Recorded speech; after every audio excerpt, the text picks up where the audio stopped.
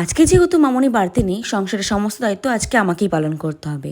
তাই সকাল সকাল ঘুম থেকে উঠে বাসি সমস্ত কাজবাজ করে নিয়েছি। এখন চলে এসেছি রান্নাঘরে। দুপুরে যে সমস্ত রান্না হবে সেই সবজিগুলো এখন কেটে নেব। বেশিরভাগ টাইমেই না মামনি আমাকে সমস্ত সবজি কেটে দিয়ে গুছিয়ে দিত, তাই রান্না করতে অসুবিধাও হতো না। আজকে যেহেতু একা হাতে সমস্ত কিছু করতে হচ্ছে, একটু অসুবিধাই হচ্ছে। আজকে যেহেতু মোচা রান্না করা হবে, তাই আগের দিন রাতে মোচা কাটা হয়েছিল। সকালে একদম টাইম পাওয়া যায় না, তার কারণে আগের দিন রাতে কেটে রাখা হয়েছিল। কি বলতো, সকালে যদি এখন মোচা বেছে কেটে রান্না করতে হয় তাহলে অনেকটা টাইম লেগে যাবে মোচা করতেই। তো তার কারণে আগের দিন রাতের বেলায় কেটে রাখা হয়েছিল। এখন মোচাটাকে সিদ্ধ বসিয়ে দিয়েছি প্রেশার কুকারে, একটু নুন হলুদ জল দিয়ে। তাড়াতাড়ি হয়ে যাবে প্রেশার কুকারে।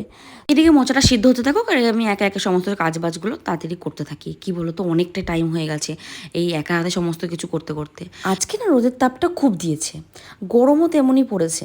বাইরে রোদের তাপ আর রান্নাঘরে এই আগুনের তাপে একদম ঘেমে জল হয়ে গেছি আমি। দেখতে পাচ্ছ পুরো ভিজে গেছি। খুব গরমও লাগছে আর গা হাত পা না খুব জ্বালা করছে। রোজ বৃষ্টি হয় ঠিকই, গরম তেমনই থেকে। রাতের বেলায় বৃষ্টি হলে সকালবেলা এত রোদ দেয়, গরম তেমনই থেকে যায়। গরমকালটা যে কবে যাবে কেই জানে। তো যাই হোক, আজকে যেহেতু কাজবাজের অনেক চাপ, সেরকমভাবে ভিডিও নিতেই পারিনি। তো তাড়াতাড়ি শর্ট কিছু ভিডিও ক্লিপ তোমাদের সঙ্গে শেয়ার করলাম।